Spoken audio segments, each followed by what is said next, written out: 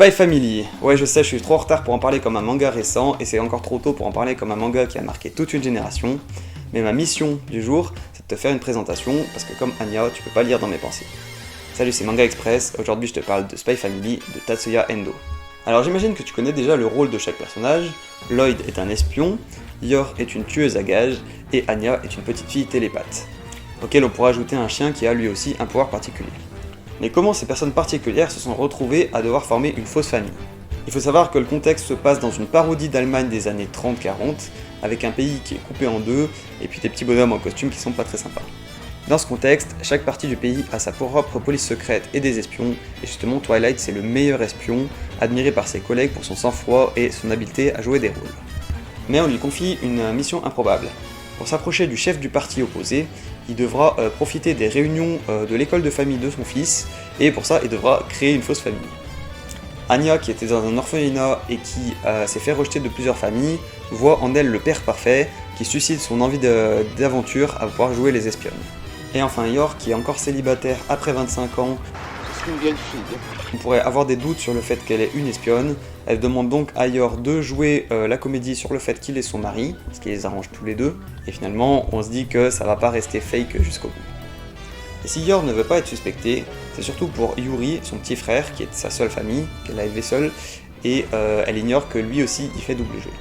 Car on apprend qu'il fait partie de la police secrète, celle-là même qui recherche l'espion Twilight. Yuri il se méfie de Lloyd, non pas parce qu'il le soupçonne d'être Twilight, mais parce qu'il a une relation un peu ambiguë avec sa sœur, mais c'est pas montré de façon très glauque, c'est plutôt ce côté humoristique. Donc on suit cette pseudo-famille qui doit cacher son secret et faire semblant en toute situation, même malgré les plus délicates.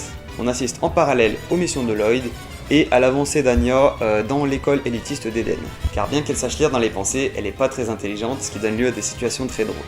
Son double objectif, c'est à la fois de sympathiser avec Damien, qui est le fils du chef du parti, et à la fois d'obtenir des insignes qui vont prouver soit son intelligence, son goût pour la musique, le fait d'aider les autres, etc.